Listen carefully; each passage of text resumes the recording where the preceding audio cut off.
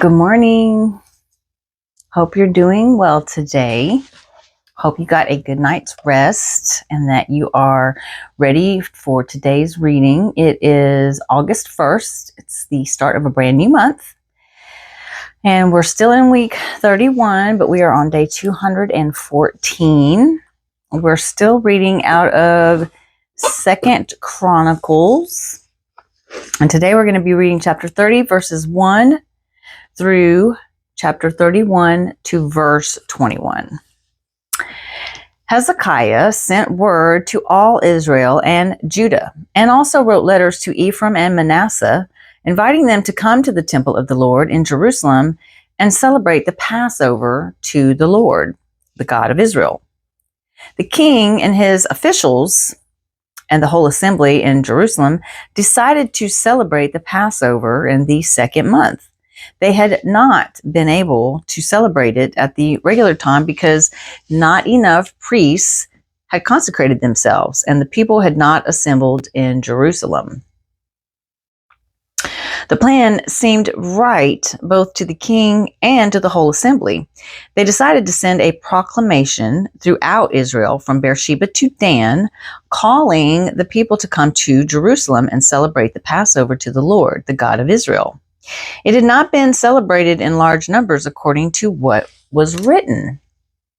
At the king's command, couriers went throughout Israel and Judah with letters from the king and from his officials, which read, "People of Israel, return to the Lord, the God of Abraham, Isaac, and Israel, that he may return to you who are left, who have escaped from the hand of the kings of Assyria.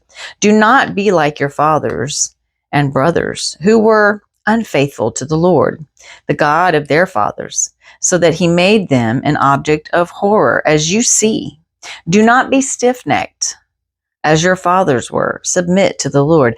Come to the sanctuary which he has consecrated forever. Serve the Lord your God, so that his fierce anger will turn away from you. If you return to the Lord, then your brothers and your children will be shown compassion by their captors and will come back to this land. For the Lord your God is gracious and compassionate. He will not turn his face from you if you return to him." The couriers went from town to town in Ephraim and Manasseh as far as Zebulun, but the people scorned and ridiculed them. Nevertheless, some men of Asher, Manasseh, and Zebulun humbled themselves and went to Jerusalem. Also, in Judah, the hand of God was on the people to give them unity of mind to carry out what the king and his officials had ordered, following the word of the Lord. A very large crowd of people assembled in Jerusalem to celebrate the Feast of Unleavened Bread in the second month. They removed the altars in Jerusalem and cleared away the incense altars and threw them into the Kidron Valley. They slaughtered the Passover lamb on the 14th day of the second month.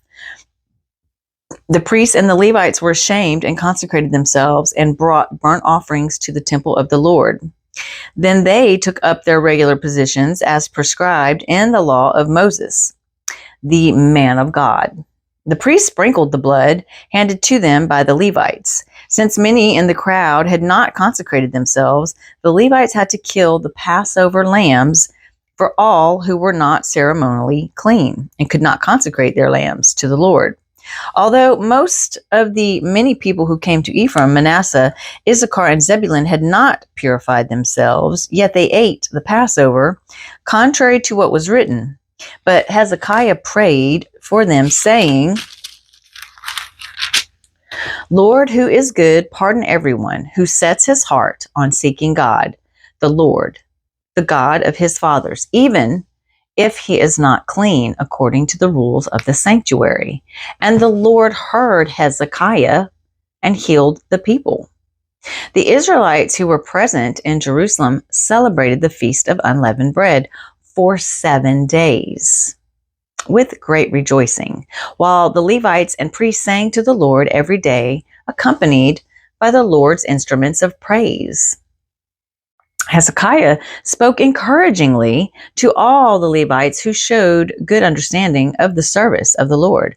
For these 7 days they ate their assigned portion and offered fellowship offerings and praised the Lord, the God of their fathers.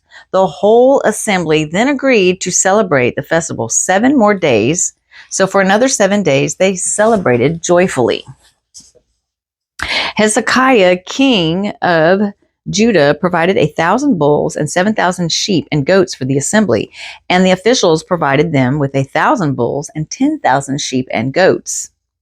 A great number of priests consecrated themselves. The entire assembly of Judah rejoiced, along with the priests and Levites and all who had assembled from Israel, including the aliens who had come from Israel and those who lived in Judah.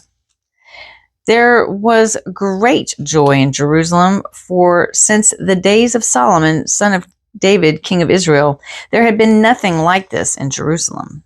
The priests and the Levites stood to bless the people, and God heard them, for their prayer reached heaven, his holy dwelling place. When all this had ended, the Israelites who were there went out to the towns of Judah, smashed the sacred stones, and cut down the Asherah poles. They destroyed the high places and the altars throughout Judah and Benjamin and in Ephraim and Manasseh. After they had destroyed all of them, the Israelites returned to their own towns and to their own property. Hezekiah assigned the priests and Levites to divisions, each of them according to their duties as priests or Levites, to offer burnt offerings and fellowship offerings, to minister, to give thanks, and to sing praises at the gates of the Lord's dwelling.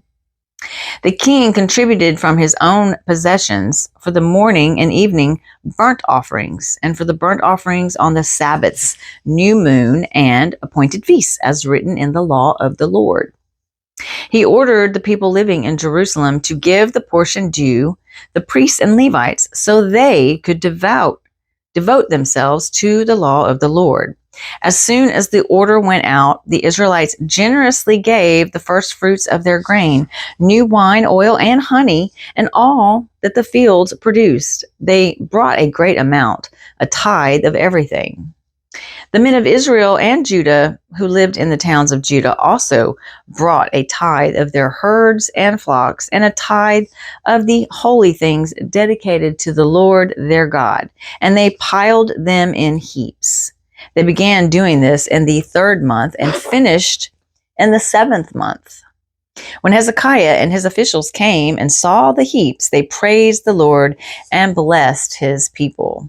Hezekiah asked the priests and the Levites about the heaps, and Azariah, the chief priest from the family of Zadok, answered, "Since the people began to bring their contributions to the temple of the Lord, we have had enough to eat and plenty to spare, because the Lord has blessed his people, and this great amount is left over." Hezekiah gave orders to prepare storerooms in the temple of the Lord, and this was done. Then they faithfully brought in the contributions, tithes, and dedicated gifts. Conaniah, a Levite, was in charge of these things, and his brother Shemaiah was next in rank. Jehiel, Azaziah, Nahath, Asahel, Jeremoth, Jozabad, Eliel, Ismakai, Mahath, and Benani were supervisors under Conaniah and Shemaiah, his brother, by appointment of King Hezekiah, and Azariah, the official in charge of the temple of God. That was a mouthful. Kor, son of Imnah, the Levite, keeper of the east gate, was in charge of the free will offerings given to God, distributing the contributions made to the Lord and also the consecrated gifts. Eden, Miniamin, Jeshua, Shemaiah, Amarah, and Shechaniah assisted him faithfully in the towns of the priests.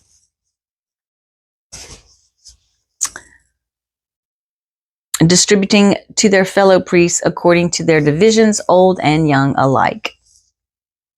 In addition, they distributed to those males 3 years old or more whose names were in the genealogical records, all who would enter the temple of the Lord to perform the daily duties of their various tasks according to their responsibilities and divisions.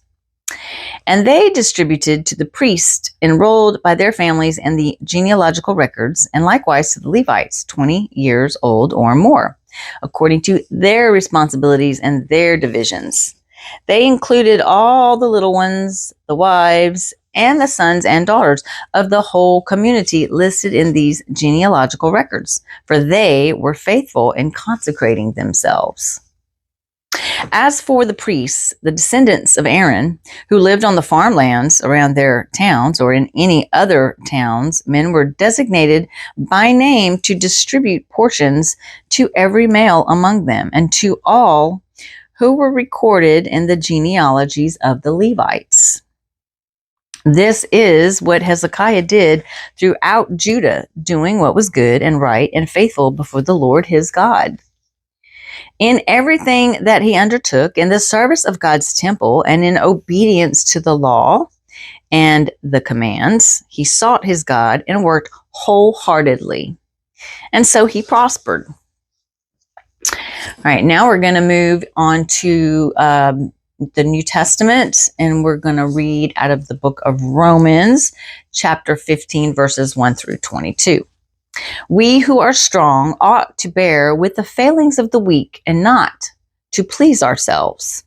Each of us should please his neighbor for his good, to build him up. For even Christ did not please himself, but as it is written, the insults of those who insult you have fallen on me.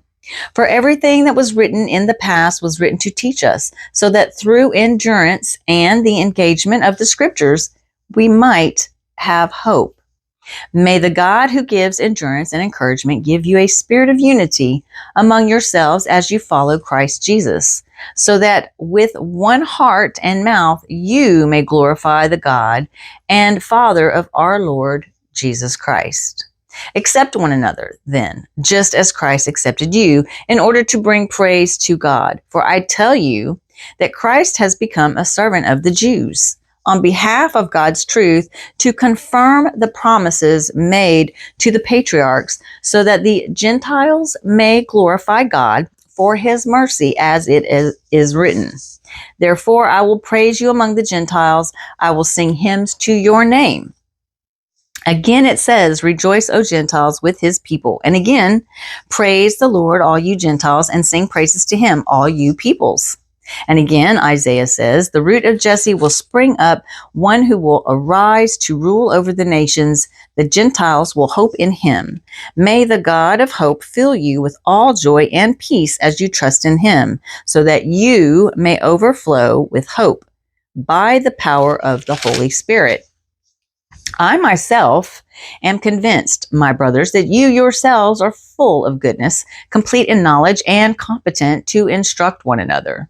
I have written you quite boldly on some points, as if to remind you of them again because of the grace God gave me, to be a minister of Christ Jesus to the Gentiles with the priestly duty of proclaiming the gospel of God, so that the Gentiles might become an offering acceptable to God, sanctified by the Holy Spirit. Therefore, I glory in Christ Jesus in my service to God. I will not venture to speak of anything except what Christ has accomplished through me in leading the Gentiles to obey God by what I have said and done, by the power of signs and miracles through the power of the Spirit. So from Jerusalem all the way around to Illyricum, I have fully proclaimed the gospel of Christ. It has always been my ambition to preach the gospel where Christ was not known, so that I would not be building on someone else's foundation, rather as it is written. Those who were not told about him will see, and those who have not heard will understand. This is why I have often been hindered from coming to you. Now we're going to read out of the book of Psalm 25, verses 1 through 15. To you, O Lord, I lift up my soul. In you I trust, O my God. Do not let me be put to shame, nor let my enemies triumph over me. No one whose hope is in you will ever be put to shame, but they will be put to shame who are treacherous without excuse. Show me your ways, O Lord. Teach me your paths. Guide me in your truth and teach me, for you are God, my Savior, and my hope is in you all day long. Remember, O Lord, your great mercy and love, for they are from of old. Remember not the sins of my youth and my rebellious ways. According to your love, remember me, for you are good, O Lord. Good and upright is the Lord, therefore he instructs sinners in his ways. He guides the humble in what is right and teaches them his way. All the ways of the Lord are loving and faithful for those who keep the demands of his covenant. For the sake of your name, O Lord, forgive my iniquity, though it is great. Who then is the man that fears the Lord? He will instruct him in the way chosen for him. He will spend his days in prosperity, and his descendants will inherit the land. The Lord confides in those who fear him. He makes his covenant known to them. My eyes are ever on the Lord, for only he will release my feet from the snare. And last but not least, we have Proverbs chapter 20, verses 13 through 15. Do not love sleep, or you will grow poor. Stay awake, and you will have food to spare. It's no good, says the buyer. Then off he goes and boasts about his purchase. That's kind of an interesting little,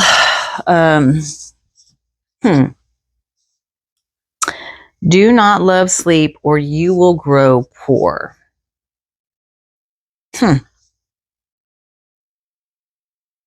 Proverbs is probably my favorite part of the Bible. It has the most interesting, applicable scriptures in the entire Bible, as far as I'm concerned. Anyways,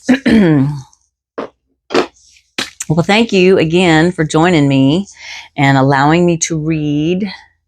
I have to be honest, this is my second year reading the Bible in its entirety, and as much as I would love to get into Old Testament, it's really very hard for me to get into it. It's very repetitive. I do like New Testament, but I think my favorite is Proverbs. So anyways, all right, guys. Well, I hope you have a great rest of your day, and I will see you back here tomorrow. Bye.